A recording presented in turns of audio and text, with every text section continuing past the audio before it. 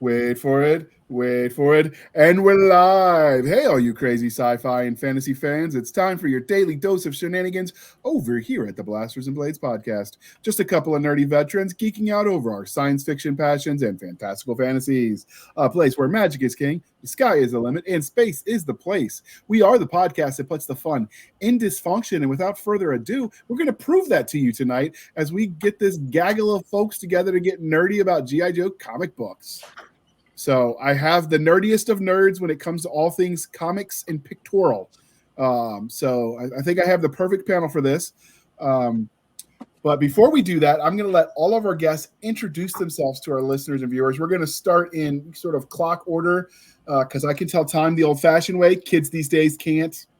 And we're going to go with John Apple. Can you introduce yourself, sir? Hey, I'm John Apple. Pencil and ink in a book called Exodus Z. And I've been a lifelong G.I. Joe fan as long as I can remember. I mean, I was there with the cartoon as a kid, and I never stopped watching it. I liked it so much that between that and living outside of Fort Bragg as a kid, it was inevitable I was going to join the military.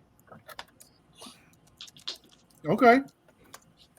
Hopefully you shot better than G.I. Joe because they missed it. Definitely. I mean, they're almost stormtrooper levels. Yeah. No, I can hit on both sides, though. Yeah, not quite 18 level. And I never really quite liked how they assigned the good guy versus bad guy laser colors. Yeah, me either. But I'm also colorblind, so I could be wrong. You can tell me in the comment section. All right, Mr. Darren Drader, you've been on before, but can you introduce yourself to people who might have missed that episode? Sure, I'm Darren Drader. I am a tabletop role-playing game designer. It's been in it for about 23 years. I've been a G.I. Joe fan since I was probably about 13 years old, I think. Kind of started when I went to a friend of mine's house and he had all these brand new G.I. Joe toys I'd never even seen or heard of before. And I thought they were really cool because before that, I've been playing with the Star Wars figures with non-bendable arms and non-bendable legs. And I was like, oh, these are so cool. So I ended up harassing my mother until she bought me some. And then that led to my entire room being filled with toys. And then eventually I got into the comic book. So anyway, that's my qualification for being here. All right. Next, but not least, we have the guy who had to wrangle his kids before he could wrangle us, Mr. Ryan Scramble Costello. Can you introduce yourself to our listeners and viewers? Sure. I'm Ryan Costello. I'm one of the writers on the G.I. Joe RPG. I helped design the Essence 20 system that runs it. And I've worked on just about every product in the G.I. Joe RPG line. And beyond that, I've helped organize the Canadian G.I. Joe Convention for years. I was the subject of the Fanatical episode on G.I. Joe. I've been a big G.I. Joe fan all my life. And, just putting that fandom out there. Okay. Fanatical, huh? Fanatical, yeah. It was a kind of like Trekkies, but as a TV series. There we go. Darren's got okay. And all the hate mail can go to. Anyway, all right. Next, we have Mr. Michael LaVoice. Have you got this one? There you go. Hold on. Let me put this on the single screen. That's a pretty picture. Show us that again. Oh, yeah. Ferocious Fighters. And your room, sir, looks like Tiger Force, Python Patrol, and then a bunch of the other smaller factions. What's that? I like it. I said I like it. All right. Nice. So then we have Mr. Michael LaVoice. Can you introduce yourself, sir? Yes, sir. I'm Michael LaVoice, science fiction space opera writer, author of Galaxy's Most Wanted, among other things. I've been a G.I. Joe fan since the comics came out when I was a kid. The comics actually got me into the toys, and the toys got me into the TV show. And but the comics never really left my heart as far as that goes because they were just so awesome. And I used to have the original 155 issue run. I don't have that anymore, and I hate myself for it. Breaks my heart. I did the cartoons and played with the toys. I never did the comics, but maybe one day I will fix this. Nick keeps saying I need to read the picture books. Yeah, read the funny books. Read the funny books. I mean, I read the comics if you count what came in the back of the Sunday paper. Does that count? No. It only counts I'm for getting a side eye from everyone on the panel. I guess I've been told. Family Circus just isn't the same thing, dude. No. All right. It's got to have blue and red lasers. Last but not least, we have Mr. Eric Amona. Hi, Mona, everybody. is that right? What's that? Did I pronounce it anywhere close to the realm of Eric right? Mona. Yeah, you got it right. Hi, Yes, everybody. sir. I'm Eric Mona. By day, I am the publisher and chief creative officer at Paizo. We make the Pathfinder and Starfinder role-playing games. By night, when I have spare time, I'm usually chopping up G.I. Joe action figures down here in my little workshop in my new house. And upon moving back here, I've been a fan of G.I. Joe my whole life. Pretty much saw the figures in the store in like 1983. Fell in love with that. Fell in love with the comic. Fell in love with the cartoon. Fell out of love with it about 1989. And then during the pandemic, actually, I just started getting interested in customizing action figures. It's something I always wanted to do. And I got deep into it. I've made like 50 G.I. Joe dudes out of different modern parts. And in doing that, I'm kind of delving back into the lore for the first time in a long time. And because I just moved from Seattle back to Minneapolis, where I ditched all my childhood comic books with my parents, they are now unditching everything I ever abandoned over the course of my whole life. And that includes my entire G.I. Joe comic book collection from when I was Silent a little kid. Woo! So I am going through those. I'm rereading it from the beginning. And Darren's like, hey, some friends are doing a podcast about G.I. Joe. And I'm like, I want in. So here I am. Thank you for having me. Absolutely. And we're going to have you come back to talk about the RPG stuff because we're branching out to all the things. And that sounds like it can be fun and it's fun in its own right. You've got a panoply of experts on the subject here tonight, as it turns out. Outstanding. All right. And so since I mentioned my shamefulness of not having read the G.I. Joe comics, Stabby, have you actually engaged in the G.I. Joe comics or did you just get here to sport the lovely shirt? No, I've read the comics. I've watched the movies. I've watched the TV show. I make my 13-year-old read the comics, as well as I shaved all my Barbies' heads because they had to go to war with the Joes. So it's not just a shirt for me. It's a lifestyle choice. Okay. Wait, Nick, take that down. What are you doing? All right. When did you find the comics for G.I. Joe, Nick? Oh, wow. Probably when I first started getting into comics, so I was about 8. So we're talking 1985, which is a good year to get into G.I. Joe. Mm-hmm. Yep. That's for sure. So, yeah. Ended up on, like, I was just pulling everything out of the spinner rack I could because now I was addicted to comics. So I was looking for every fix I could get, and one of them was a G.I. Joe comic. So, okay. I was like, okay, cool. I like this. I like the toys. You know, let's see if the writers and artists can recreate some of those battles that I had in my bedroom or in the front yard. Okay, they didn't, by the way. We're gonna start, and everyone can just sort of chime in, Free Willy style. But what was it that drew you in about the G.I. Joe universe, and then expand on that to the comics specifically? That's an easy one for me. Since an early age, I wanted to be in the military and do like cool guy stuff, and then come across this franchise that was nothing but cool guys, you know. So a few cool girls. Like, yeah, you know. In the Nick universe of G.I. Joe, Scarlet was hooking up with Beachhead because he's the man. But yeah, no one's dating Gun Ho, bro. Maybe another Marine. But well, you know, I mean, she was with Snake Eyes. Isn't he the bigger badass? That's debatable. He's just poking. I mean, yeah, he crawled out of a burning Blackhawk, but whatever, you know. Anyone else? And save Scarlet's life, but yeah, who cares? Yeah, who's counting? Fuck Snake Eyes. Meh. For me, I think it was sorry, go ahead. No, I was just gonna. Sorry, I am old enough to have played with the original 12-inch G.I. Joe figures when G.I. Joe was just one guy, and with the Kung Fu grip and the little peach fuzz stubble that they put on, which I thought was and his hair too. His cool. hair was that peach fuzz stuff. Yeah. My And, grandparents' house had a few of those hanging Britain, around. He was Action Man, but here he was G.I. Joe, and that's was like the segue into the comics for me because my brother and I had all these action figures that were really big, and then they made the small ones to come out to coincide. That's what the comic was promoting to begin with. And so I was like, oh, cool, G.I. Joe. And I was like, wait, who are all these people? This is dope. And that was it. I was hooked, man. Okay. I can't remember a time I haven't been interested in G.I. Joe. I mean, I wouldn't say I would watch like the very first episode when I was a kid, but whenever it was on, I was watching it, and whatever it was about it, I was just enamored. And like I said earlier, I lived outside of Fort Bragg as a kid, and between that and watching G.I. Joe, I ended up becoming one myself. So I'm still fascinated by it, and I guess technically middle-aged now, and I can't get enough of it as long as it's drawn well. I can't stand badly drawn comics. So I'm in the same boat of like not remembering a time where I wasn't into G.I. Joe. Like I was born in 1980. The Real American Hero came out in 1982. I have an older brother, so he started getting a collection, and I just kind of like grew up with it. It was as much of part of my childhood as like Batman and Spider-Man and anything else. Like this was just pop culture for me. This is the heroes that I grew up on.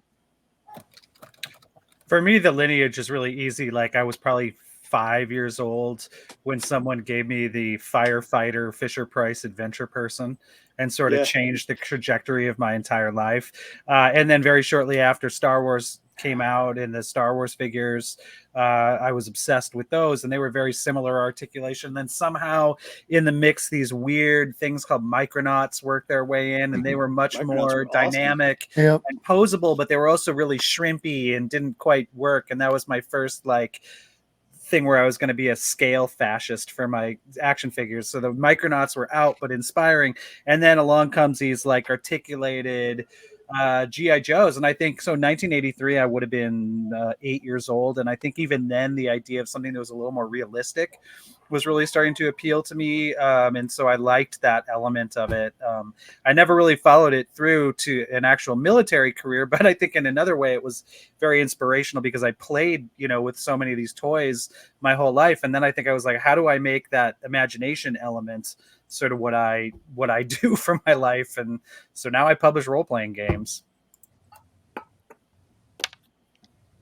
Okay. So anybody else have their first introduction story they want to share with everyone? Well, I think I already mentioned mine. Kind of started with me at a friend's house, and he had these G.I. Joes that are just so much better than the Star Wars figures. I mean, in terms of the detail, in terms of the articulation, everything, they're just incredible. And that led to this enormous collection of toys. I had the aircraft, the helicopter, the Cobra jet, the Joe jet, so on and they so have forth. names, Darren. Do you remember the names? About the only thing I didn't get my hands on was the USS Flag. Okay, everyone remembers that name. The flag. Nobody actually owned it. I did have a friend, but he was rich. I had it, and then our house had 8.5 feet of water 3 years later, and I can assure you, the USS Flag does not float.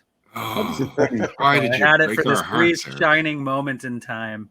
So to answer your question, Ryan, Hiss Tank, Rattler, I forget the Joe Jet, Sky Striker, Sky Shark, Sky Striker, Dragonfly, Dragon helicopter. Yep. I have all of those in the garage. I remember right some now, of them, except for the flag. Wow. I passed down what I had to my son, including the 83 Joe base, is currently in his room. His 10th birthday, he got all of my Joe stuff, but then I started finding some of the stuff that I or my mom had gotten rid of over the years and started bringing it back in. So I have the blue and the black Hiss Tank. I have the carriers.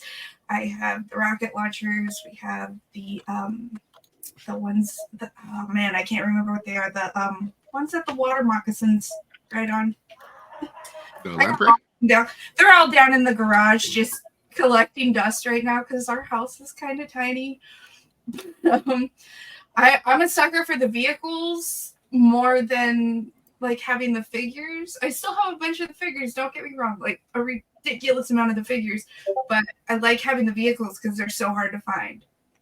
And a few of them are actually I still have the boxes for.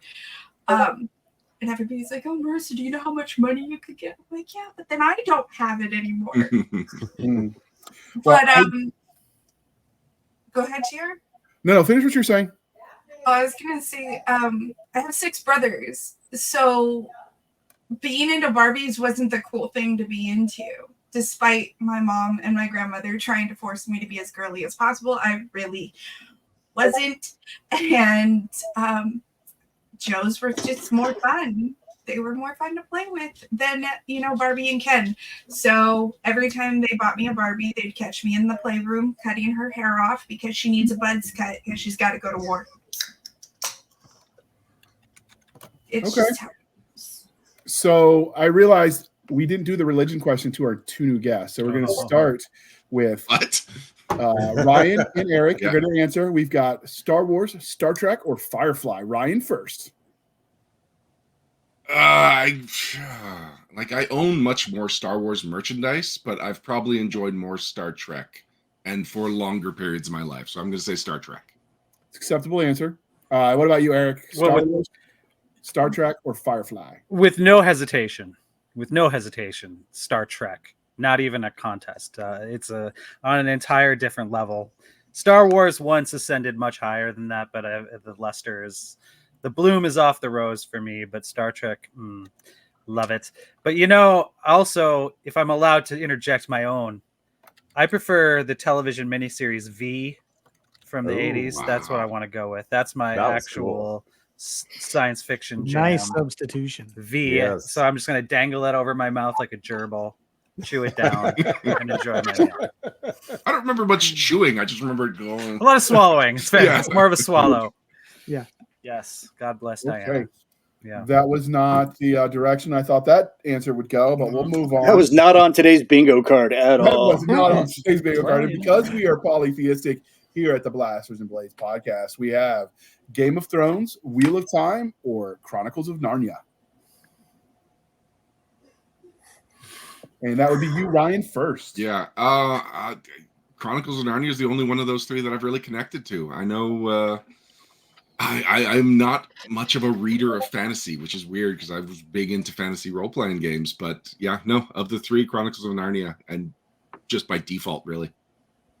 And here's a chance where Eric can plug his own property. Just saying. No, I would never do that. Never do that. Oh, If come anything, on. I'll plug Ryan's property, the G.I. Joe role-playing game from Renegade. This is a Not place of actually shameless mine, but I plugging. appreciate the plug. Ryan is fully responsible for the entire project, and we're honored to have him here tonight. Okay, so again, probably Game of Thrones. I like the grittiness. I've only watched the show, but then the show got bad. So again, I find myself wanting a 4th option, a better option. So within the realm of science fiction, I'm going to go, fantasy. I'm going to go Thundar the Barbarian. Thundar the Barbarian is my science fantasy jam. Why pick one or the other when you can have both, just like G.I. Joe? Outstanding. All right. And just so you, dear listener, I know you're as intrigued as I am. We are definitely going to have another episode in season 4 where we talk about the G.I. Joe RPG. And then we'll get Mr. Paizo back to just talk about all the cool stuff they're doing. Because, I mean, we've done a lot of D&D stuff, and it'd be rude not to do Paizo too. If you say so, be happy to come back. And there's lots of rude people on the internet. Yeah, there's lots of them. Just don't tell my co-writer that I'm talking to you guys. He might think I'm like cheating or something. If you're not cheating, you're not trying. James Ward does not need to know we were talking to the competition. Oh, So won't boy. tell him. All right. I don't think he'd really care though, would he? At this point, probably not. He just likes to make fun of me. I think that's It how is I know we fun. get along, because he mocks me relentlessly. It's a sign of love. But Yes. all right, sir. The last one. This is gonna be a hard one for you, Ryan. Coffee or tea, and how do you take it? Oh, so for the longest time, I was just a tea guy. Like, I didn't even touch coffee. One time I accidentally drank my wife's coffee thinking it was my hot strawberry smoothie from Tim Hortons, and I spit it out. Like, I just gagged. But the last 5 years or so, suddenly I've become a coffee drinker, and I think I still prefer tea. There's just you could be in more tea moods than coffee. Coffee is really just, I want to pick me up, but tea, an upset stomach, there's a tea for that. Oh, I want to pick me up, there's a tea for that. I'm social gathering, there's a tea for that. So I'm going with tea. I don't want to murder someone. There's a coffee for that. I don't want to go to jail today. There's a coffee for that. I need It's the energy to 2 murder early. someone. There is a coffee. There's for a that. coffee for that. You know, any of my murdery Death moves, wish. there's a coffee for. I want to deal with people. There's a coffee for that. No, that's alcohol, my friend. Well, there's alcohol in the coffee. Irish so there's coffee a coffee counts. for that. Anyway, all right, sir. Eric, if you could pull us back into the realm of family friendly, I don't know how close this panel will get, but coffee or tea, and how do you take it? Let's see. It's hard to choose. Cannot function without a morning coffee or 3.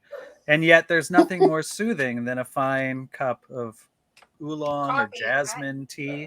So you're asking me to pick an impossible path. So instead I'm going to pick the path I've been picking all along, the path of the iconoclast. And I'm going to say red wine is my choice. And how do I take it tonight? I'm taking it Italian style, Montepulciano. That's my answer. Having a little red wine to bring some class to this G.I. Joe. Well, good luck with that. I had never I'm here to taken bring my, it down. my booze habit past the rot gut stuff and cheap beer because that's what I Yeah. drink in the Army. So Yeah. Nick has convinced me it's time to grow up and drink mature alcoholic beverages. So we will be expanding our palate this coming season. That sounds like a great Yes, sir. episode. Or, yeah, great series. Well, we had James Pittman on, and he thought we should do a wine and booze pairing for I thought it different was a whiskey thing. genres. Whiskey, wine, all of it. He wanted all Okay. the things, like what alcoholic beverage paired for what genre, which would mostly be an excuse to watch everyone get drunk on camera, I'm sure. But Pretty much it would be fun. Yeah. For We science. haven't done right? that. for science. Yeah. Never a good Science. idea. Never a good idea. We did it once, and people still talk about it, and that was back in season 1, episode 2. Not that we're counting. All right. Let's get back to the G.I. Joe. So, did anybody else have any more unique ways they found it, or was it just kind of exposed to them in childhood and they went? Yeah, that's about it. Yeah. And I took it too far. Yeah. Oh, Well, yeah. I, All the definitely ones that did I too. collected were Rangers, not knowing what a Ranger was at the time. Yeah. What do I do? Join the Army to become a Ranger. it's a great Yeah. recruiting propaganda tool for sure. It is. Oh, yeah. It Say works- it something works though, on real me. quick about the appeal of the comic. Larry Hama, the main writer for the original run and subsequent runs, talked at great length about how it was kind of a gateway drug to comics for a lot of kids that didn't read comics. They got into comics by getting into G.I. Joe, and they got into G.I. Joe because it was the very first comic book to be advertised on TV. Right. And it was a deal that they figured out real quick was that comic books, unlike toy lines, are protected by the First Amendment. So you could run a 30-second long animated TV commercial for your comic book when you were limited to like 10 seconds for a toy commercial of like animation for that. And so I think the overexposure of the time, the length of the commercials is what got a lot of kids into it. And then, of course, the toys took off sales-wise. But a lot of kids later said, yeah, man, I didn't read comics before I got into G.I. Joe, and now I read all these the other comics. So I'm just a comic book fan now. So, yeah, I think they did a lot of cross-platform advertising. It was like one of the very first times that had ever happened. I had comics before G.I. Joe, but I didn't collect comics before I started reading G.I. Joe. And, and I've got a giant stack to prove it. And they all have the same condition that a 7-year-old cares about for comics. So they're all garbage. But G.I. Joe was my first comic book subscription yeah, that I had mailed to the Same. house. I'd bought comics all the time, but that was just whatever was on the rack in the grocery store that my parents would let me grab. But G.I. Joe, I had mailed to the house. I was like Nick. Whenever I could find comics on a spinner rack at a 7-Eleven, at the grocery store at the time when they sold them on the magazines, I was pouring through them, whatever I could find that looked cool at the time, and that was usually high on my priority list. So we have some actual art experts on the panel tonight. So is there a style of art that is iconic to G.I. Joe, or is it just, fitting in the general melee of melee, however you say that word? I can see it in a book. I just can't pronounce it. Does it fit the general tone of comics, or does it have a special style? I'd say it has its own style. Hey, Hama worked really closely with Yeah. his artists in designing the comic, which I'm told, I don't know because I've never written well, I've written comics, but I've never worked with artists on one. I've written scripts for comics, but I don't have the experience of working on a comic. But I'm told that's kind of unusual for a writer to work that closely with the artist on the layout of the book. Nick, can you? Oh yeah, we freaking hate that. Yeah, we hate hate micromanagement. that. You're gonna come over here. Okay, you're a writer. Get it. You wrote an amazing story. Now, most conversations I have with writers, it's Let me a do back my and forth job. of trying to. Well, yeah. First, it's one. Let me do my job. Yes. You know, do you see the writer in a movie go tell the director, here's how you're going to shoot this shot? He will throw that dude off set. Same goes in my office. I'm like, no. Just let me work my magic. And if you don't like it, then we'll have a discussion of what I missed. But usually I have those conversations well before I even put pencil to page. Yeah. So in Larry Hamill's defense, Yeah. he was a penciler before he was a writer. Right. And he realized that the he is. writer He's got the only paid as one much that as gets- him for a job that took him like an afternoon. He's to the only do, one that gets and that it took excuse. him a No whole one month. else does. Yeah, he did breakdowns maybe for this Todd entire McFarlane. issue, like every Maybe panel Todd and McFarlane every. gets the same. Now, that's the silent Same issue, leeway. isn't it? Yeah, that's The most that's famous Silent Interlude, comic issue of the 21. 80s, arguably. Yeah, I mean, I don't have many Joe comics, but I got that one in my fireproof, waterproof. So why is long it box. the silent comic and what makes it special? And I'm going to put There's you on no the screen, words in it. Eric. It was so the you can first show the comic. okay? comic They didn't ever even done spell without out any sound words. effects. Can you Ah, show No us? captions. Can you show yeah, us? sure. Here we go. This is G.I. Joe number 21, Silent Interlude, a phrase that probably anyone who ever collected G.I. Joe could say off the top of their head. And the whole thing is just there is no dialogue. It's just a rescue mission. Scarlet's been captured by Cobra, and Snake Eyes has to go save her. So you've got your three best characters pretty much in the comic that this focuses on, and it's just this big choreographed fight scene, this spy stuff, kind of everything I loved as a kid. Characters as chess piece action figures, that's a trope. I love that. And basically by the end of it, it has the coolest reveal probably of all time, which no one knew. This was not in the show or anything, and it's right there. It's like, look at this. There's Storm Shadow, and he's got the clan symbol on him. But Snake Eyes has it too. Oh my God! There's a shared past between these two characters.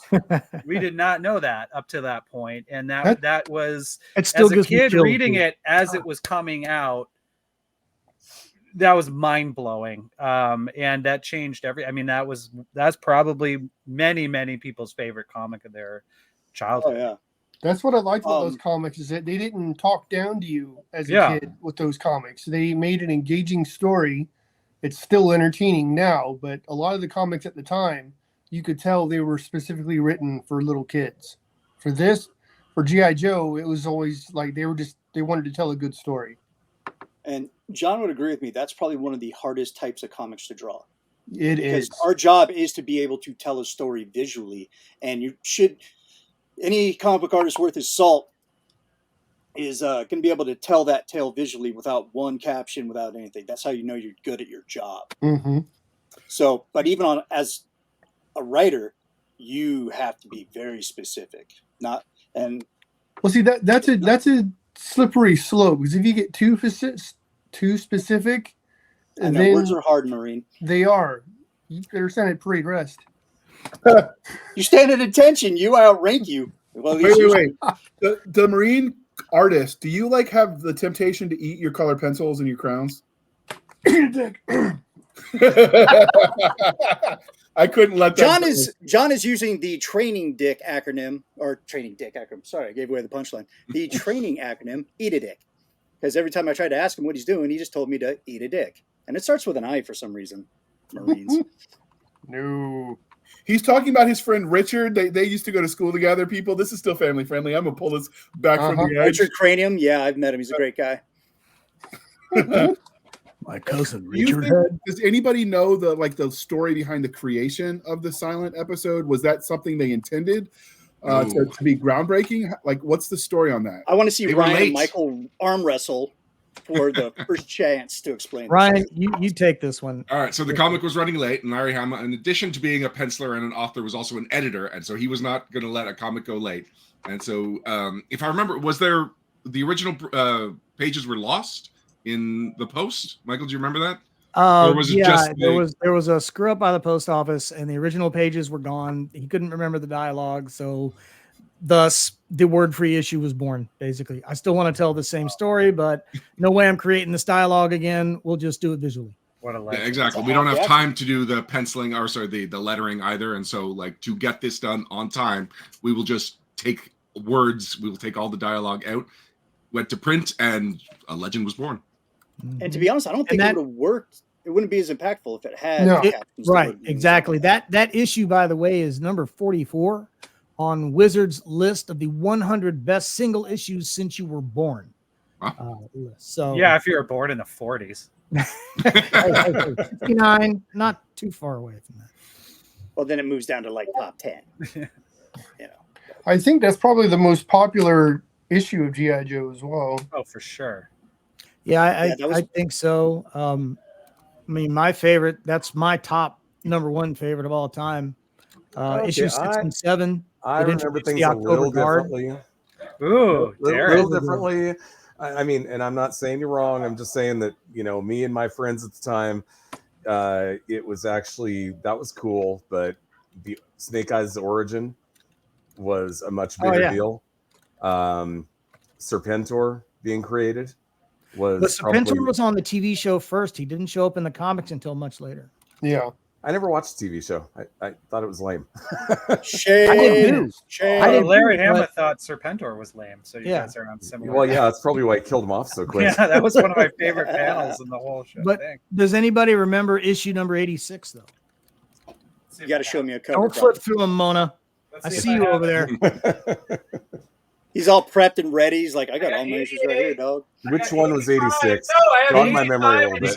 86, the creation of Cobra Island? No, 86 is entitled Not Fade Away, which is a quote from Douglas MacArthur. The tail end of a quote, old soldiers never die, they just fade away. And it's a reference. It's where the original G.I. Joe from 1966 shows up in the issue to help the Joes defend a military laser. Cool. Which was like full friggin' circle for me because I got into Joe first with that 12-inch figure, and now here he is in the freaking comic. Didn't Bruce Willis play in the movie? Bruce Willis himself. Yeah. Don't even talk about those movies. Those, oh my god, those were terrible. No, we're not talking about those. Beachhead in it. You'll have an aneurysm if we talk about those tonight, John. We're not doing that. No, give him the aneurysm. I've liked just about every version of the G.I. Joe. Even some of the terrible cartoon versions, but after seeing how good Transformers was, I saw that they're going to make G.I. Joe. I got excited, and then as soon as I went to the theater to go watch it, I've never been that disappointed in my life. It's like you could tell that they didn't give a crap about the source material. They just took the name and did what they wanted with it, and then that farce is what they came up with. Which really kind of sucks when you think about this was a comic where the Joes actually teamed up with the Transformers at one point. Yeah, that was cool too. They're doing that again. Mm-hmm. They do it every couple of years. Yeah, it's yeah, something to do, I guess. I hope it's not a long-term thing. They're calling it the Energon universe, so I think it is a long-term thing. Painful. I want purity in my you childhood military Hama's propaganda continuation of his line if you want purely G.I. Joe, but if you want to see what Skybound's doing with the new universe, you're going to have to accept that there's going to be some Transformers in there. Yeah, well, I've subscribed to the digital comics, so one way or another, I'm going to be reading it. Yeah, let's know how that goes, Darren. We'll hold that question, and we're going to play that commercial. Thank you, Apogee Comics, for sponsoring this. I heard your CEO was really a big jerk, but other than that, I mean, it's great company. And the president and CEO, he's a total a-hole. I've heard that. I know, because he's me.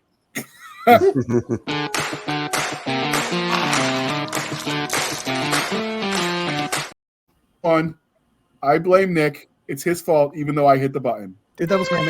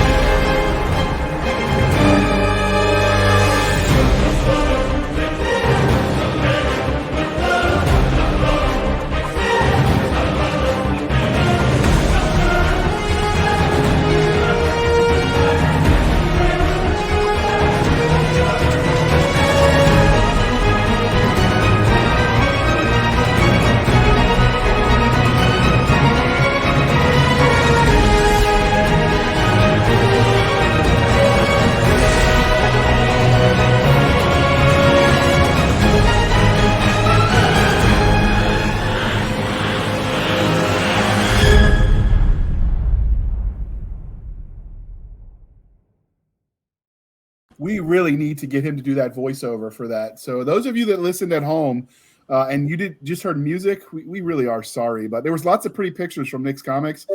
And you should totally go look at this episode on the YouTube. It shoots with the Rumble. If you buy that issue, it was the title of that issue, or at least that started that arc, was going to be Cool Sam Luke or Cool Hand Sam.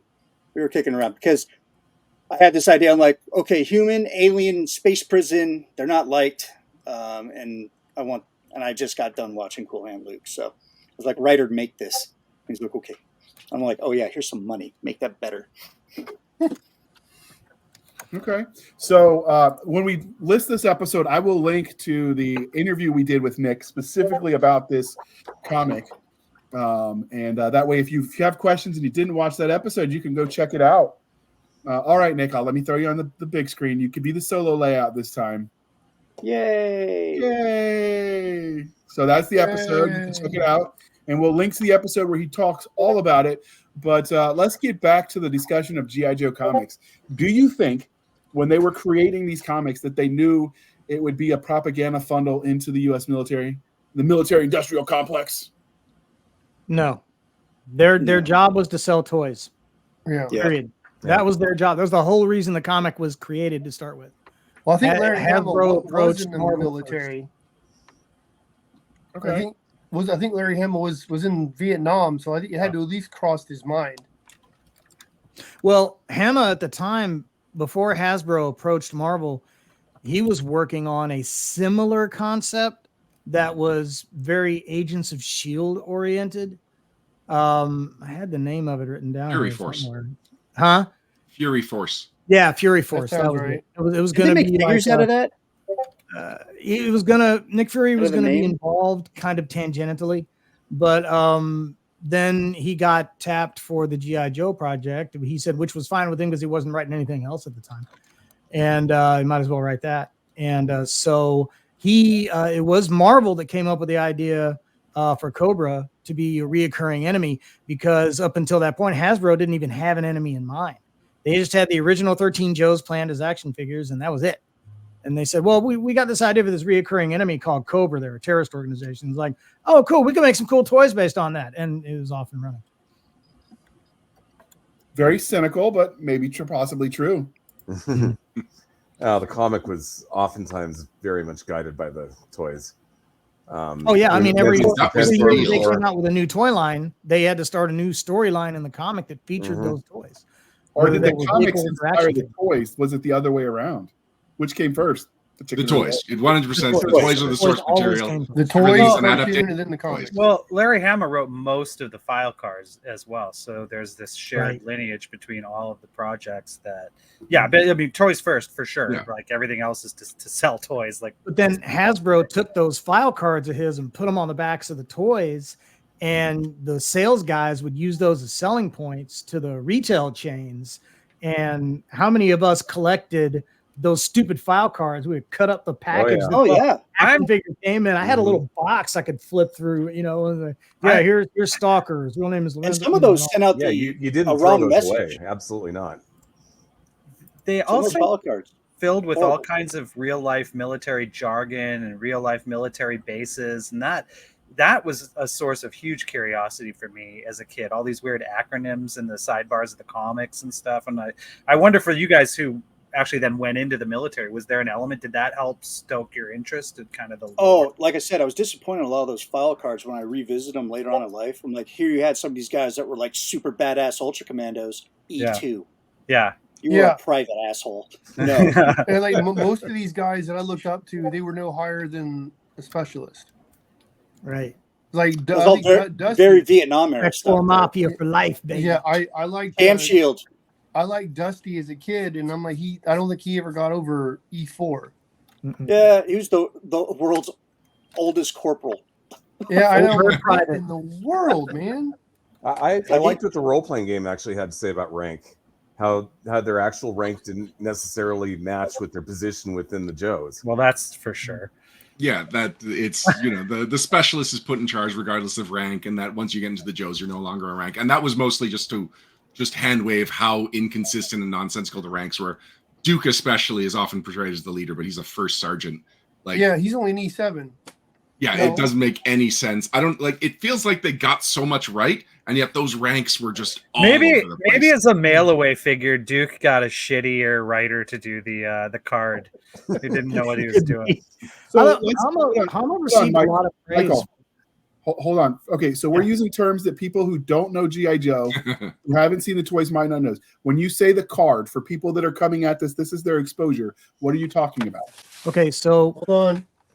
when Hama was originally creating the characters to go along with the names he was given for the original 13, This right here. yeah, those right there, he made some file cards that look a lot like this without the artwork. Maybe they eventually had the artwork too, but he would do a little write-up for every character on the back, and eventually Hasbro realized he had those, and they said, oh, those would be really cool to put on the back of the packaging. And thus another legend was born, much like issue 21. It was just something Hama was using to keep his characters straight. And they took it and ran with it, and it became a huge marketing tool. It implied this. Larry Hama huge calls it the continuity. dossier. Most of the fans call them file cards. Mm-hmm. Okay. All right. So back to the comics. You definitely, you're very much good capitalist, and you think the toys and the merchandising came first, and the story and the comics came second. You asked if the exposure, what we saw in the military stuff, matched what we experienced. I almost think, given that the age of all of us here and the G.I. Joe had been around for a little bit already, I think by the time we all served, the military culture was affected somewhat by the G.I. Joes too. I mean, that knowing is half the battle was a common military thing. And then, of course, the infantry like to say, and the other half is violence. That's right. That kind of stuff was influenced strongly by a generation of people that grew up reading these stories. And I don't think that was the intent of the creator, though. No, it was. I don't think so either. But my son has a shirt that we bought him. He's the one at Fort Leonard Wood right now. He's got a T-shirt that's got G.I. Joe, knowing is half the battle. The rest involves high explosives. And is he a combat engineer? I would agree with that. So what? Is he a combat engineer? No. He's gonna. You know he's gonna be an MP, and you guys give me crap about it every time. I know, but I wanted to make you admit it again. So he likes. You're welcome for my cervix. All right, John, you said something too. I'm sorry. So he likes eating military donuts. Yeah. Anyway, we'll move back to the Moving comics. on. I do think that by the time all of us would have served, I would say that the G.I. Joe affected the military more than the other way around, because the culture had seeped into us as kids when we served. At least from my experience as a soldier during the GWAT era, the Global War on Terror era. It was definitely, I mean, some of the one-liners from the shows and the comics were definitely bandied about by the devotees. Yeah, I used the catchphrase at the end quite a bit in Iraq, and knowing's half the battle, Quite a few AARs ended that way. Yeah. Everyone groans. Yeah. Rock and Roll, the character, was the main reason I wanted to be a 60 gunner. So, yeah. Cool. No, that was and then you realize how shitty the 60 is. Yeah. Like, okay, I would be a 240 gunner, which would be a lot better. But. I did kill a Bradley with one in Hohenfels once, though. Nice. Wow. That was actually like one of my favorite memories of my time overseas with the guys. Was we were on the training range right before we crossed the berm into Iraq, and my gunner was like, "Hey, if you had to join, would you join G.I. Joe or Cobra?" As we're like going Cobra our 50s, like blowing the targets up at the driving range before we went to war. He was like, "If you would like," that was the funniest, because of course everyone had opinions, and you got to justify your opinions. It was G.I. Joe inspired one of my favorite memories of some of the people that didn't make it home. How are people justifying joining Cobra? Yeah, they're a ruthless I terrorist like that organization determined to rule the world. They had the coolest stuff. That's true. Healthcare. They had the coolest stuff. Yeah, they had the Joes had cool stuff, and only like 5 dudes had masks. And like at that age where I was introduced to G.I. Joe, the masks were the cool things, because I started in superheroes and ended up loving G.I. Joe. Yeah, the masks. So the guys that had masks like Shockwave, Beachhead, Destro, Snake Was Eyes. Destro's it was a mask. It was a mask. It was very fluid in its movement when he talked. Barbecue had a mask too. Chrome dome. Chrome dome, but those guys had masks. But Cobra, like everybody was covered. And Yeah, Okay, to the come point on, where guys. when you see a Cobra guy's face, for me, it's kind of like, come on, he Yeah. looks like an Lester was accountant. so Put the mask handsome. up. I don't need to Put the mask see. up. Yeah, unless he Okay. looks like Fred, I don't need The to see. Crimson Guardsmen Let's, had the let's best. forget uniform. about the mask for 1 second, okay? Crimson Let's Guard did, remember yes. that Cobra Commander himself will come and shoot you in the head if he's bored. You want to Yes. join up with this guy? But they had health care and they had I was like, 9, dude. benefits, and they had They had the, that spa too. They had health the care. R&R. They had the R&R facility where they would Yep. go and swimming pools, all the cool stuff. It looked like they were eating well. Dude, they had great health care. They had a 401k. They had Regular profit sharing. paychecks. They got Profit paid on sharing. time. That's already better than the United States government. There's been times where I have not been paid in my My first 3 military months and in the, law enforcement career. My first 3 months in Iraq, I was doing it for free because they forgot to pay me. Yeah. That Or wouldn't they happen took at too much Cobra. out. I Or they feel paid you like too much 1 month. I'm listening in like the Cobra lunchroom at the terror show. Like, He's like, yeah, at least problem. I got that down right now. I'm like, yeah, Arbco. Cobra Commander will come shoot you when he's bored, but Yeah, man, that my 401- Arbco 401k insurance is is sure rocking paying right out now. great. Profit sharing for Arbco. It's on the stock market now. Yeah. You see what it Hey, went I'll- up. All I got to Took say one is in the this. arm. My I didn't have family to are pay a all cent. melting synthoids, but it's working. It's fine. I don't like her anyway, and my kids were annoying. Darren, you were going to say All, something. all I got to say is this. At one point in one issue, Cobra Commander rounds up Zartan, his son Billy, It's true. Dr. Mindbender. Firefly, was he part of it? Firefly was he in there. Oh, Yeah. Firefly was in there. Yeah. And Just I have a want to say tour. there, and I want to Raptor say was in there. Yeah. he rounds them up and he Yep. sends them off to their death because I guess he was Because maybe- Larry Hama thought they were lame, Darren. They were all lame But- characters in but his They mind. were all the lame characters. well, And Firefly, who escaped and lived. he ended up Actually, well, he Firefly's the brought them only all back. non-lame one there. Well, yeah, So I exactly. will He had say, a mask. Billy Nick. was his own Right. creation. Nick. Billy was Hama's own creation. Yes, JR. we are going to give you one redeeming quality for the G.I. Joes. Chuckles had the Hawaiian shirt, very Magnum PI. I was digging it. Yeah, dude. Yeah. CIA. I got to, yeah. And oddly I should enough, go with him with for some, Halloween some year. I could Wait, probably. some of Well, the three-letter Bill had his agencies dad I hat. encountered in my warfighting travels looked almost like that. They would have the leather shoulder pistol rig, and they would wear some sort of funky ass shirt with tan pants, and they were like chewing bubble gum all the time. Some of them tried to be funny, but we couldn't trust those three-letter a-holes because they're about to send me on something that's probably going to get me freaking killed. Yeah, do we think the other Joes like Chuckles or not? Oh, nobody liked Chuckles. No. Yeah, I don't I know. like There's our little Chuckles. jinx, All though. that Being matters. frag. Chuckles didn't even know whose team he was on most of the time. Oh yeah, because he was deep cover CIA He operative. was forgetting. Stabby, you want to hear a funny? My grandfather, the World War II veteran, when we were watching and he'd watch a couple with me, and Chuckles was on and he acted all forgetful, and he goes, "He's not a spy, he's a drunkard." So that was my grandpa's take on Chuckles. Oh I man, I couldn't hope nobody picture mistakes me for Chuckles. Chuckles. Yeah, that's your new nickname. Chuckles, I like it. So JR. did you guys? So we've talked a lot and we've wandered far afield and we've talked over each other because we're all passionate. I invited too many people because some people normally back out at the last minute. You were so devoted, you all showed up.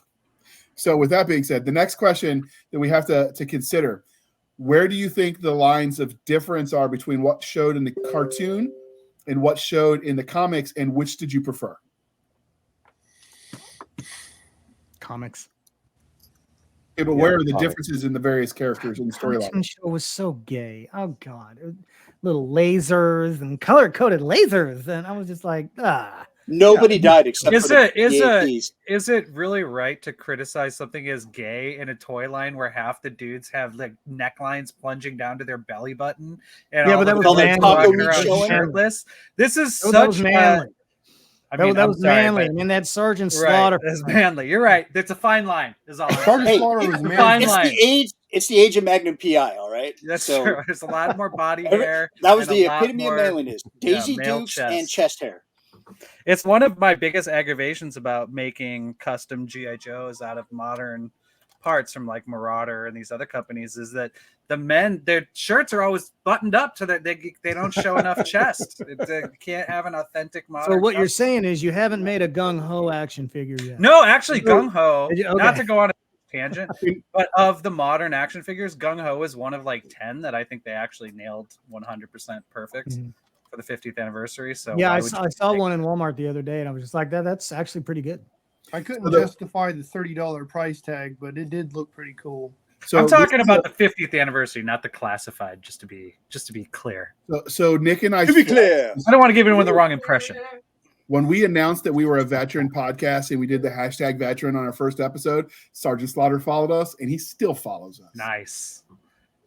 Nothing like a veteran podcast followed by a fake veteran. Hey, it's Sergeant Sergeant Slaughter, Slaughter. Eric. Yeah, Sorry, he's sorry. a pretend veteran. I'm sorry, Eric. pretend. I shouldn't it's say not fake. stolen valor. He's an actor. That's Hey, true. Hey. Almost. So when on Veterans Day, I say I'm almost thankful for your service. I like that. My Thankful for other your favorite service? is I would have served, but I would have punched my drill sergeant. But that's Oh not my Sergeant Slaughter. You God. know why? Because I bet he really could. I thought wouldn't that for a doubt split Sergeant Slaughter second could. in AIT, and the drill sergeant heard my thoughts, and he thrashed the hell out of me. He's like, "What'd you say, Garber?" I'm like, "I didn't say nothing." He's like, "I heard your thoughts," and I'm like, "Oh!" And then I was in the front lane rest and flutter click position for like an hour. Are there any characters in the comics that didn't make it onto the TV? That's a Oh, good yeah. question because sure one there of are a my lot, favorite yeah. side characters was Quinn, and I don't know if he ever made it onto the cartoon. No, What is Quinn's never Quinn? been animated. No Like, Dr. Maybe in a Venom. commercial for a Quinn comic. Yeah, no Oh, Dr. I Venom, no thought- Billy. The fact that the October Guard jumped from the comics to the cartoon was rare and Yeah. strange, especially because some of them were dead on the exact same design, and then some of them were completely made up new designs. I like Big Ben. It's not even the I same think I had story Big without Ben's Billy. figure. What's that? He's saying Nick was saying he likes Big Ben. It's like I think I had his figure. Big Ben Yeah. came with the grenade pouch. That was really cool. Yeah. Yeah, Wasn't he one of Sergeant Slaughter's team that he had for a little while? No, he wasn't one of the Marauders. He he showed up in the second animated series, but Maybe that's where I was getting it from. are you thinking of Mercer, Maybe because I know Oh, he wait. had a team of like the one guy former was Viper? a bald guy. He was my favorite to play with when he Yeah, you're came thinking out. of the Renegades, the three Yeah. guys who Yeah, followed that's what I'm Sergeant thinking Slaughter of. before Slaughter's Marauders. I had Red so many Dog. figures. I can't keep them all straight right now. Red Dog, Mercer, and the guy whose name starts with the Taurus. Taurus, there you go. Yeah. More of those three, Mercer was my Can you favorite. name the original 13 Joes? Sure. Oh, can anybody? Is that Um, sure? no. Yeah, of course. Yeah. Ryan and I could do it. I know for sure. Do you really want us to try? Yeah, Eric, you Yeah. can go first. Yeah, I mean, All right. Once. Let's see. Flash, Grand Slam, Grunt, Hawk. Are you going in alphabetical order? No. Snake Eyes, Scarlet, Short Fuse, Zap. Who am I forgetting? I could look at my customs if I turn my head to the left, but I'm not going to do that. I said Flash. I said Stalker. Stalker was one of them. Yeah, Yep. Rock and Of course roll. he is. There's another S name that you're yeah, missing. the old rock and roll. He was wearing all Um, green. Yeah, old rock and roll, but also Yeah, rock and Steeler. roll. Two guys, or no, three that you're missing. I was Two of them missing are vehicle three already. drivers. Oh yeah, okay. Clutch. Yeah. The Mobat driver whose Yeah, name he's from Pittsburgh. yeah, I know, his Steeler, of course. And They're all One right more there. bearded guy. Well, technically bearded guy. here, Breaker. There you go. Breaker. Did he say Zap? Yeah. Yeah, he said Okay, Zap. good, good. Yeah. Okay. I thought Here's Snake my Eyes was, version. Wave I've 2. got the giant oversized Treasury edition of The number size one. of that thing. Oh, hold on. I was showing the original. Hold on, I was showing the original GI Joes for people. So if you look Yeah. at the screen, you can see it. Now that we've shown that, who had the original? There was I some- did. Look at this guy. Hold on, let me The put you at Marvel solo. Treasury edition, giant oversized. This is Oh the yeah, best. that's Look at not a this. Silver Age size book. The Yeah, pit. that's cool. Yes. The G.I. Joe Command Center. pretty rad. Yeah, because there's like two little farmhouses and an antenna above ground. Like, oh, that's completely. I like that the unnecessary. base was hidden beneath a chaplain's assistant school.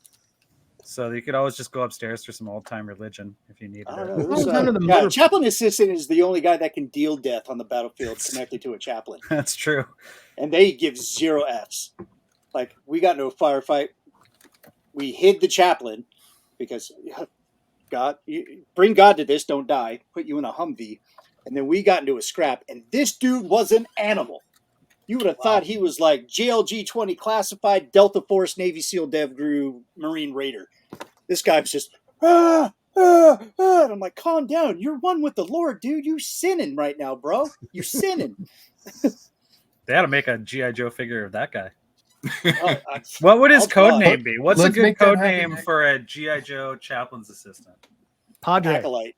Chuckles? Padre, I like Padre. Acolyte. Yeah, Padre Padre sounds would good. work. Padre is pretty good. Hey, Nick, you're the let's one making the make that custom happen. Joes here.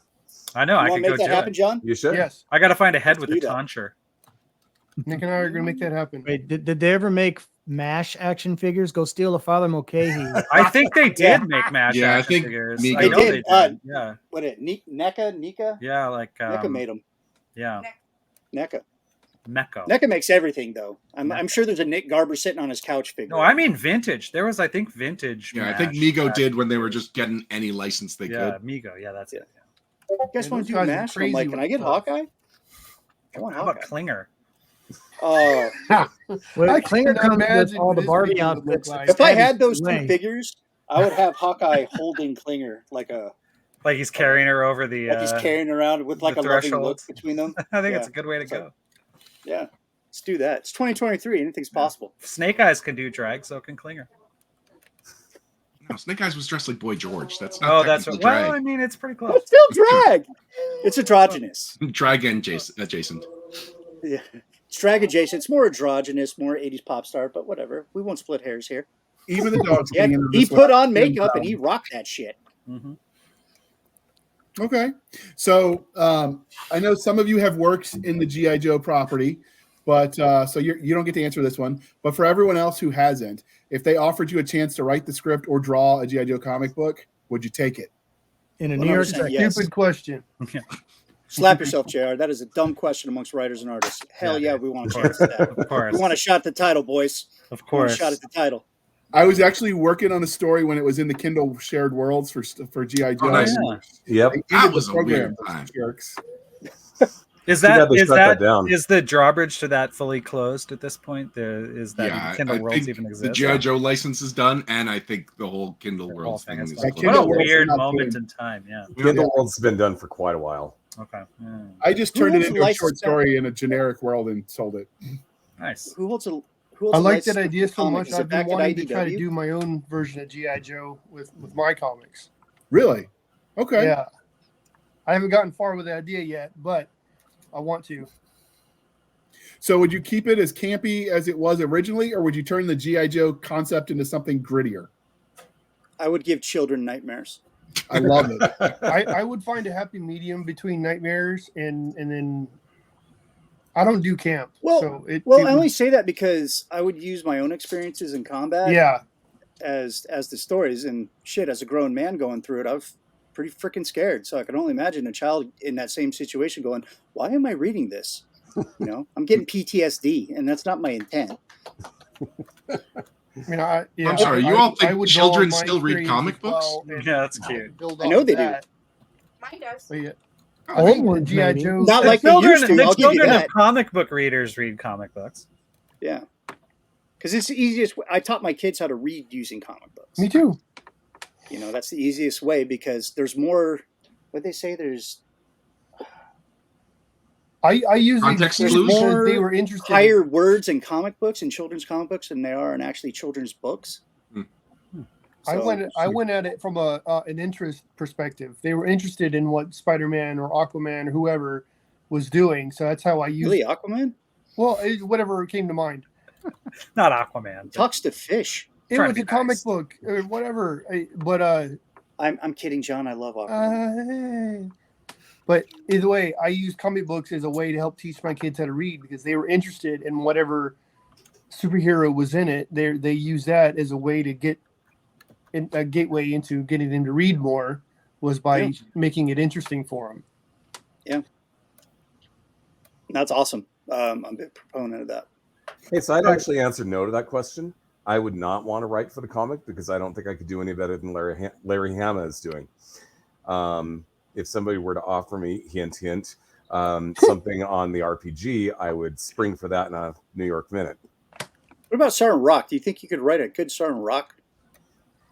I would take a G.I. Joe perspective with Sergeant Rock. Just you- because I know that'd be the closest I'd get. Did any of you guys have the Sergeant Rock action figures in the 80s? Mm-mm.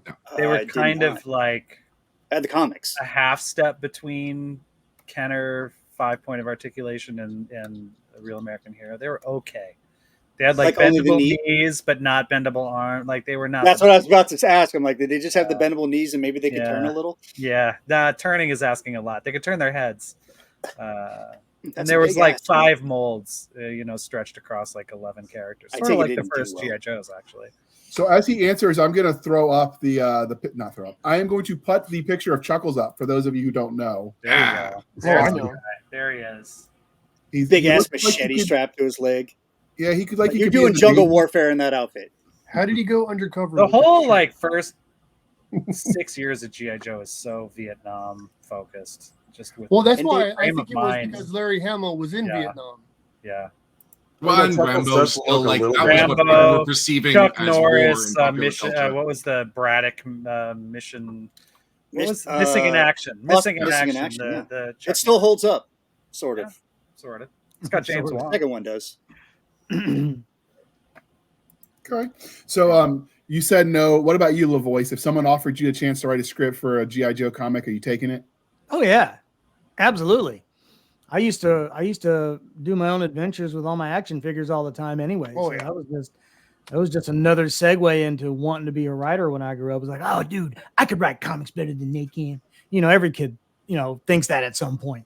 I'm sure Nick was like, I can draw better than these guys when he was a kid, right? Would it be? I said campy? eventually I'll be able to draw better than these guys, and Jim Lee keeps getting better as I keep getting better. So this dude's lapped me so many times. I'm like, I'm just gonna be Nick. I mean, just do we gonna need have to that like break some fingers so he has time to recover and you can catch up? You have to break his whole goddamn arm Okay. So Hey, I so- know a little jujitsu for like 20 years, and then Yeah. I'll catch up, and then So, you so, can. Michael, if you were doing it, would you? I saw that, Stabby. If you were writing a script, would you go gritty, campy, somewhere in the middle? I would go somewhere in the middle. In my own writing, there's a lot of violence, but there's also a lot of humor, like particularly gallows humor, which military guys, that's what we get. We understand it because you have to laugh at the situation you're in, or you will go crazy. And so it would probably be something more along the lines of a less tech oriented Galaxy's Edge kind of a feel to it. If I had to be honest, that's probably the direction I would go in. Okay. All right. So when you guys that did the G.I. Joe RPG, if they gave you the chance to do the comics too, would you take it? I think I'm the only one on here that's done the G.I. Joe RPG. I've played Well, I it. thought- It's not the yeah. same. I thought. So Eric yeah, did too. Ryan, that question is directed to you. Yeah. Yeah, absolutely. I would write a G.I. Joe comic. I would write on a G.I. Joe TV series, a G.I. Joe movie, any G.I. Joe writing you give me, I have some plans for somewhere in the back of my head. Okay. And the same question I asked everyone else. So, do you think you would go gritty, or would you go campy, or somewhere in the middle? I would go very ensemble cast, very character focused, and really put it in the point of view of the Joes that are going on their missions, or flip it and do like just here's a pack of Cobra Vipers. We get to know them, send them out, and then they get decimated by the Joes at the end of the issue. Like just something to really put like a pulse on the characters in the comic. Okay.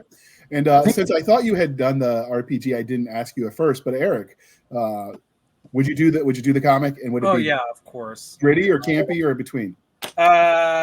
Somewhere in between. I think that there's plenty of people in this chat who could bring the verisimilitude a lot more easily than I could. So I would probably lean a little bit into like the Tomax and Zaymot, the Dreadnoks, the kind of not super science fiction, but the kind of not so realistic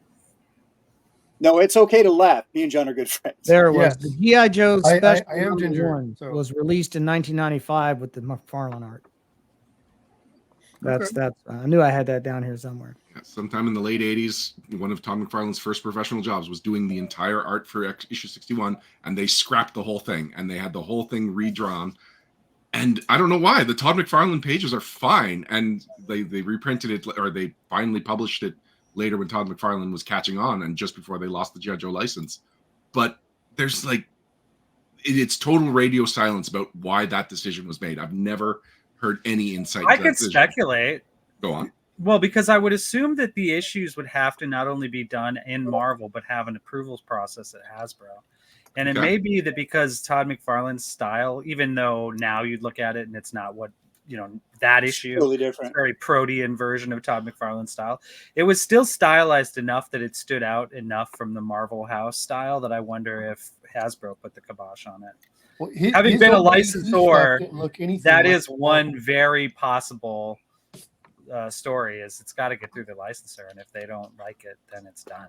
Yeah, that makes sense. And very few things would force a publisher who's already sunk the time and money and development into that. That's an investment, and why would they pull that out unless it was out of their control? So that's I just came up with that, but that is my theory. That makes sense to me. And it also makes sense why no one's pointed fingers to anybody Exactly. in whispers. Yeah, Exactly. right. Yeah, there is a strange silence about that. And that would explain why. But I don't know. Oh. Somebody was like, this McFarlane guy, he'll never come to anything. Nobody wants to admit they were that guy. Right quit your day job. People are elongated. It's weird though, because I have some of McFarlane's old DC stuff. It looks nothing like what made him popular with Spider-Man. Liefeld's look the same on his DC stuff with Hawk and Dove. I'll Yeah. tell you that. Yeah, I remember seeing some of his old Hawk and Dove. Good old. I've told that to his face. So he's like, "Yeah, but I'm here, and you're on the other side of the table." I'm like, "You got me there, Rob. Got me there." Pretty good burn. Wow. But I can draw feet. Now, I got to ask, because I don't have it in front of me and I don't remember exactly. When they were in the last 15 issues of the original Marvel run, and they tried to kind of reinvent the thing a little bit, was that when McFarlane was in there, or was that just... No, that was way before. And Okay. How do you mean by they were trying to reinvent the comic? I know they were trying to reestablish the Cobra high It's command some hierarchy. Snake Eyes featuring G.I. Joe. Exactly. Yeah. The art got better in those last 15 issues. The art got quite a bit better than the regular. Better is the Marvel word you're going House. for? Okay, different. Sure. They made Snake Eyes look like a freaking alien. Scarlet had all Looked like a this snake. crazy red hair that went all over the place, but it did look more stylized and more Extreme. extreme. That's a good word for it. Yeah, Extreme. Like they were trying to grow their audience again. And I saw him do the same thing with Conan when it was towards the end too. So yeah, I was just kind of wondering if that was McFarlane or who they brought in to do that. Brian, I don't know what's going on with your sound. Oh, sorry. I was saying McFarlane was nobody at the time. They brought him in the middle of the 80s. Were you guys reading the comic when all of a sudden one day it seemed like Larry Hama got a memo that it was okay for him to start killing heroic characters? Oh yeah. And there's 17 characters just mulched in I think it's more like 7. But Is yeah, it? I don't remember. I remember Doc got killed, and I was always sad about that. It felt like I a love purge. Doc. Doc was one of my favorite. Yeah, he's Joes. cool. That issue where he took on Horror Show from the October Guard and just wiped the friggin' deck with him because he was an Aikido master. Oh no, that was I Lifeline. love that issue. Yeah, That was are we Lifeline. confusing Doc and Lifeline here, Yeah, perhaps? the other guy, the other medic with the green The other glasses. medic who's also a pacifist. Yeah. Okay. Yeah, I think one of the first G.I. Joes I remember reading, it was coverless when I got it, but part of it was Dusty had to carry this other Joe's body through this, I guess, Middle Eastern town. Yeah. And the whole story is about how he's carrying his body through it and how he's going to return, I think, the body to his mom, I want to say. Yeah. And Was I'm that like, damn, Sneak I'm a Peek? kid. What Sneak the Peek, yeah. hell, man? He could have just dumped sneak peek right there. Come on. I can't remember who the Dumb person character. was that died, but that's the Sneak first Peek. time. Yeah, Sneak Peek died. They did this nice flashback to talking to his mom about how her husband was a vet and he died and they never found the body, and it was just like Yeah. a lack of closure. And so Yeah. Dusty made it his mission to bring Snake Peek's body back to his mom. And like there's a great scene where like Dusty arrives at the camp and Stretcher, who was the living medic at the time, was like, bring him here. Don't worry, Sneak Peek, you'll be okay. And he's like, Dusty, this man's been dead for hours. And Dusty's like, I know, I couldn't leave the body. Like that, those issues where they killed a bunch of Joes, like one of them was just a bloodbath. Yep. And then there was this one really heartfelt issue about Sneak Peek.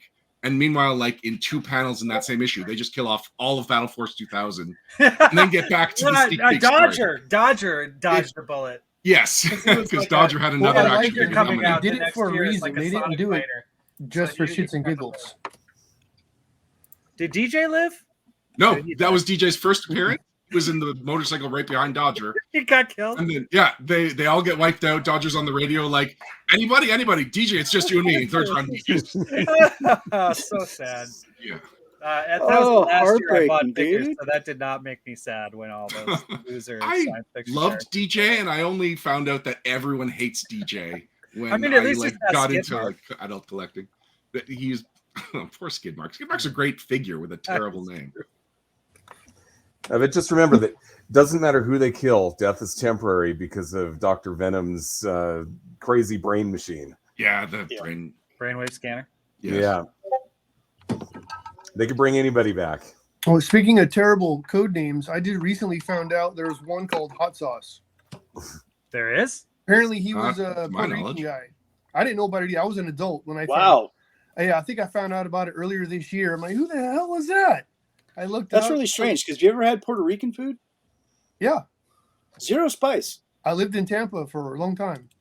Zero spice. And you named this guy Hot Sauce? That's too fun. Yeah, that's why I'm The like, code what? name that I can't believe they got approved and that they keep bringing this character back is Snow Job.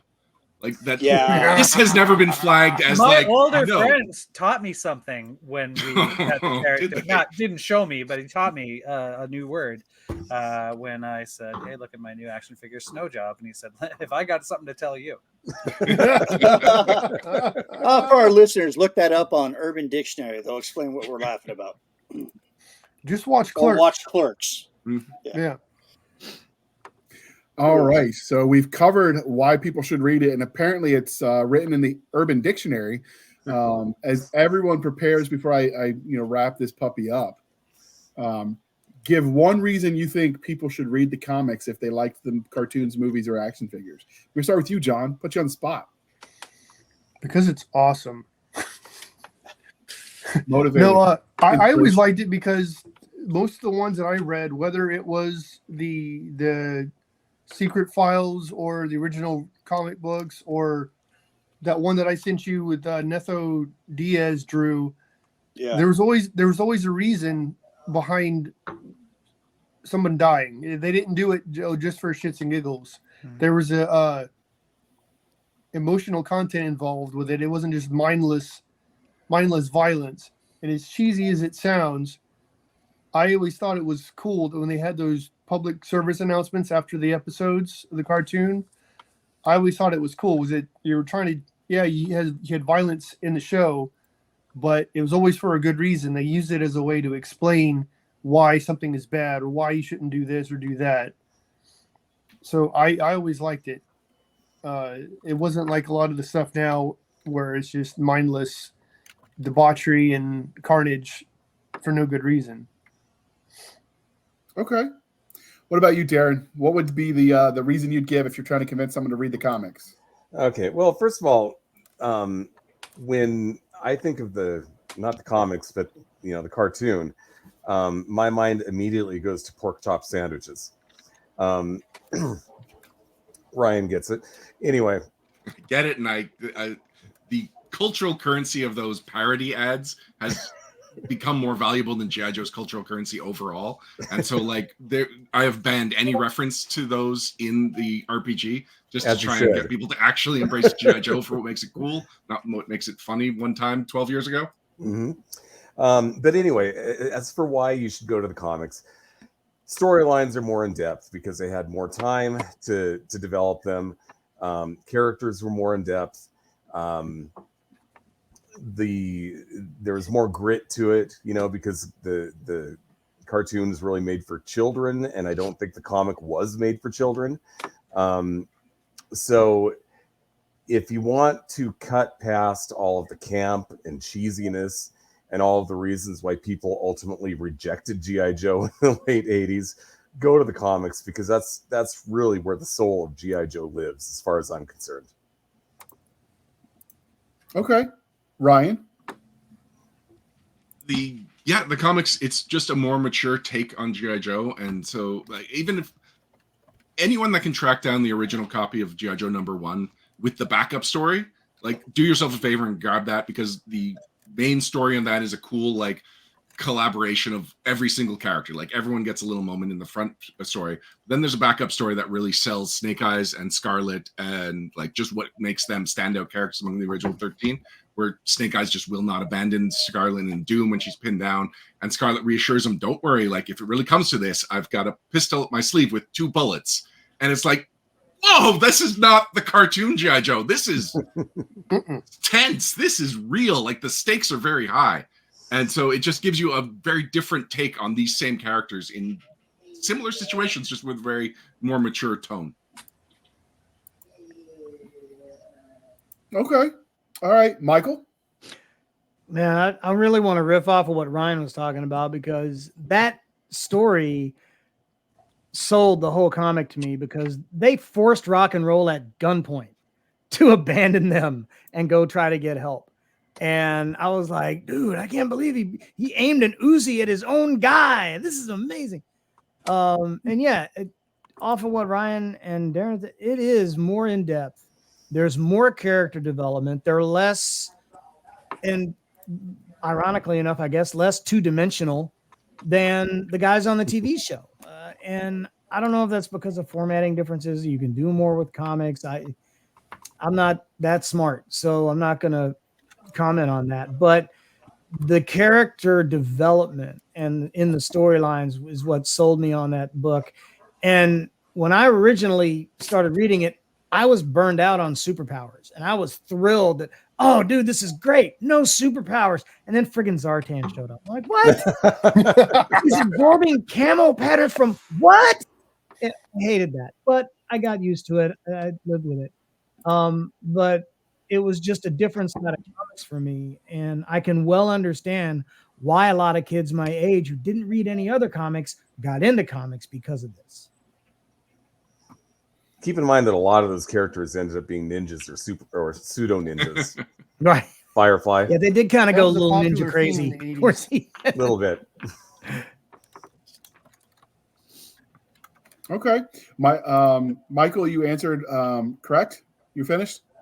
yeah. Oh, you answered correct. Oh, well done, Michael. Oh, Did I All right, win? Eric. I didn't know there was a right answer. I mean, I think that others have summarized it. It's everything you like about the cartoon, there's more of in the comic, backstory on all your favorite characters, unless your favorite character is Duke. And and a lot of the hokey, dumb shit that you hate about the cartoon is not in the comic. It doesn't talk down to you. It doesn't treat you like a child, even if you were a child when it came out. And it just is it's just a cool treatment of the characters by the guy who really kind of sort of invented the characters. And there's just a level of care and love that goes into the stories. And it's just not only is it way higher quality than a toy tie-in comic in the 80s needed to be, it's arguably the best comics that Marvel published in the 80s. It's the X-Men and G.I. Joe, as far as I'm concerned, and everything else is pretty hacky and secondary. Everything, it has its ups and its downs, especially as it goes on, but it's really great. I honestly think it's a great series, and it's something that, going back to now 30 years after I first read them, I'm enjoying them, now just as an adult, and they hold up. So give them a try. Yeah, I All mean right. it was their number one seller. Yeah, for a good reason, and it wasn't and just they 'cause were it was a getting toy. 1,200 fan letters a week off of those comics in the mid '80s. I mean, the response was massive. It's really, really good. That's why I recommend it. All right, Stabby, Nick, you want to weigh in as we wrap this to a close? Well, Beachhead was my favorite, and I married him. Nice. Sucker. I don't want to marry any of the I don't G.I. really know Joes. what else to. I don't really know what else to say about that. Like that was my guy, and now I sleep next to him. So I look really good in a woolly pulley. I bet. and it, oh, you know, he always comes with the most comfortable sweaters. They're so cozy. Can you steal them?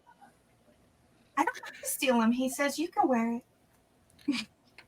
Okay. You may as Well, well. No, You're not gonna steal it you should anyway. definitely read the comics. The comics have a lot of information that you don't get in the show. You don't get in, you know, with your action figures. I absolutely love the comic books, and that's saying a lot coming from me because I haven't even read my own husband's comic books, like the bad wife that I am. But I got all my comic books, my G.I. Joe comic books, by stealing them from my brother when he was at after school things. So I have them and he doesn't. But read the comics. That's the best thing I can tell you, because you're going to get a lot more information on the characters, on the background of everybody, not just Joe's, but also Cobra. I mean, Word Burglar made a whole entire album of music based on the information he got from the comic books. So, yeah, read the comics. You also got to consider, if I could just say one last thing, is that toy-based comics didn't really make it past 2 years typically. Yeah. You want a really good example of that? Look at the ill-fated Crystar Crystal Warrior. Ugh. But Eric, you're not going to weigh in about Crystar? I like Kristar. I know you do. Yeah. I like his short mentor, whose name was OG Odie, if I'm remembering correctly. I think I had. I think one of OG his figures Odie when I was a really kid. have been his I had that toy line too. They were actually better than Micronauts, so they had that going for Well, them. there Those wasn't were much great. that wasn't better than Those were Micronauts. actually great figures, the Kristar figures. But the comic was crap. And I have no memory of this entire line.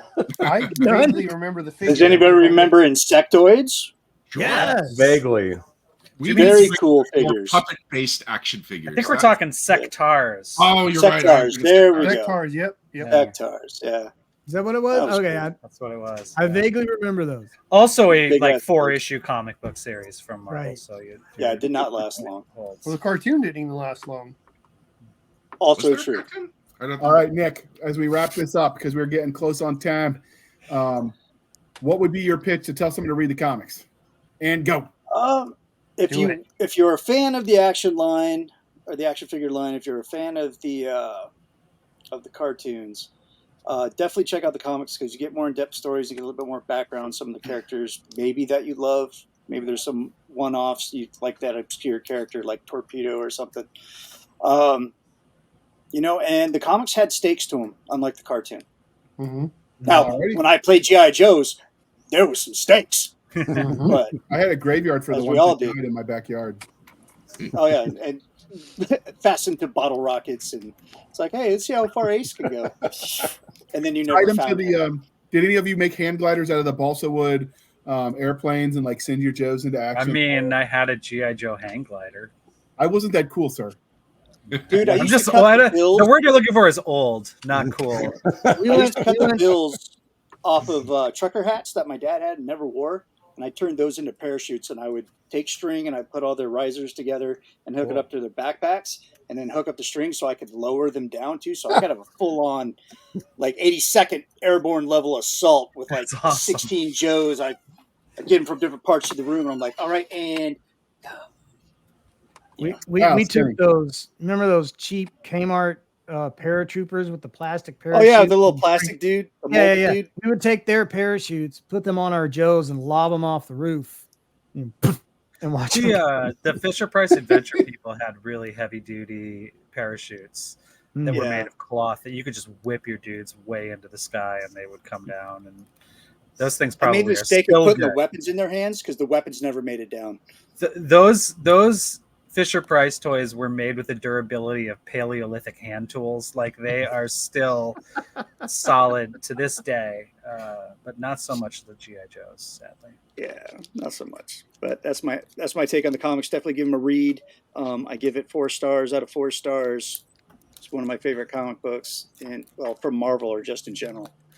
So, and the Image ones are good too. Check it out. Nick says, check it out. All right. And with that being said, Mr. John Epple, how can listeners and viewers find you on the wild interwebs? And as usual, if you have more questions on this topic, we can do another episode because we've clearly got the Joe Nerds in the podcast. This reminds me, I found a new comic shop that I think it had one of the Special Operations comics from G.I. Joe. I need to go back and go pick it up.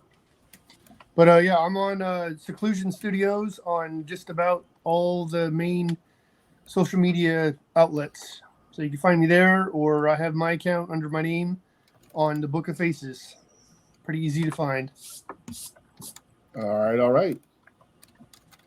And next, but not least, we have to Mr. Darren Drader. How can they find you on the wild interweb? Oh, let's see. They can find me by looking up Fallout Pacific Northwest, which I stream on Saturdays. I'm actually finally going to be bringing this campaign to an end. Maybe tomorrow, maybe in 2 weeks. Haven't decided, but it's finally coming to a close after like 3 years. You can also find me on numerous RPG products. Just Google me if you want to figure that one out. I don't even have an extensive list anymore.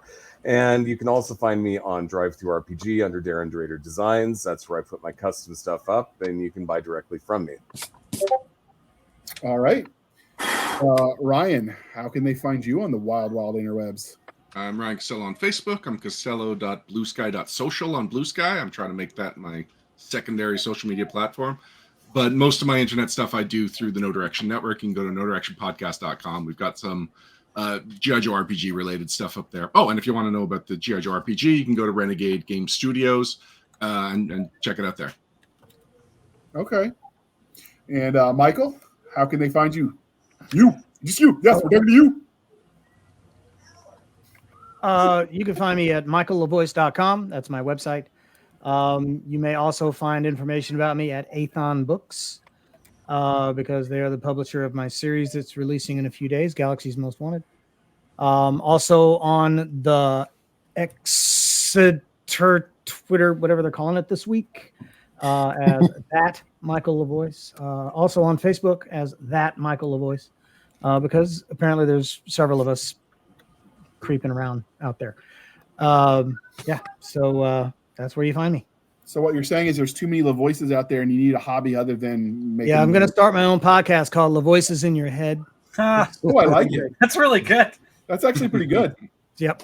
Once I get both of my sons in the same room, we can talk about pop culture and comics and TV and movies. I mean, we'd listen, but we're weird. We've established that. So, all right, Eric. I'm not weird. I'm eccentric. Oh, I like that. I'm stealing that. But, it's just a 3-syllable word for weird, dude. It's a Scrabble word, though. I will take it, sir. Eric, how can they find you? You can find me by stalking me in real life if you really want to. I have a Twitter account, but I willfully ignore it. You can if you want to know, if you're like, wow, this guy's such a nerd. He can't possibly have other hobbies that are just as nerdy as action figures and comic books. Oh, wait, and there's role-playing more. games. Ha ha ha! Wrong you are. You can go and check out Eric Mona. That's Eric with a K on Instagram to see my book collection, which I post about there. But I don't know. Don't use my Twitter. I mean, I'm not saying we're stalking you in real life, but I'm just saying Nick's looking in your window right now. Yeah, that's cool. True story. Yeah. Come on in. All right, and you can We have find... such sights to show you. It's only illegal if you get Another one of my favorite franchises, brother. Don't cry, Nick. It's a waste of good suffering. We've got plenty more franchises to dive into as we get nerdy on this podcast, and people are enjoying it. Although I'm sure we're going to have the G.I. Joe RPG to come back to. So they've got at least one more bite of the rabbit. Or is it, I don't know, bite of something, whatever. Apples, rabbits, beef jerky. I don't know. Something. Bite something. Bites. Is Stabby? No Stabby.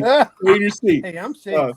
This is the part of the episode, dear listener, where I remind you to please be kind and speak your mind on the reviewing platforms. Your reviews help the right readers and comic book nerds and RPG players find the right product to entertain them for hours and hours and hours. So do your part, people. It really does make a difference. And you could find us on our Linktree, linktr.ee, Linktree/Blasters and Blades podcast, where we link to all the things, the BitChute, the Rumbles, the Twitters, the email for business purposes only, the Facebook group and Facebook page. We link to Madam Stabby Stab's Instagram, Twitter, and email, where all the hate mail can go. She is looking forward to it. She says you have let her down. You have disappointed her. She has been dismayed at the lack of content sent her way. I expect better from you in season 4, people. And finally, she's waiting. She's ready. You can find us on our website at anchor.fm/blasters-blades. Again, anchor.fm/blasters-blades, where for as little as 99 cents a month, you can help keep the lights on. These episodes are not free to produce, and we appreciate every shekel you throw our way. You could support the show more directly at buymeacoffee.com/author J.R. Handley. I can speak, I promise. Again, buymeacoffee.com/author J.R. Handley. Be sure to put in the comment section that it's for the podcast, and I promise I will keep my co-hosts duly caffeinated. They will drink until their liver says more, please. Or Stabby will tell you, you can go to coffeebrandcoffee.com. The code is in the comment section. You could use the code PODCASTGRUNT to get 10% off, support American company, and get highly caffeinated. So what's your current poison? I mean addiction. I mean what? I'm currently doing pecan sticky roll coffee. Oh, how's that? I'm still getting a third bag of the s'mores. Diabetes. Diabetes in a cup. That's what that is. So good. Diabetes. Wilford Brimley reference for the win. Yeah, they do sell tea for you weirdos out there, and hot chocolate, cocoa, cacao, whatever. That drink.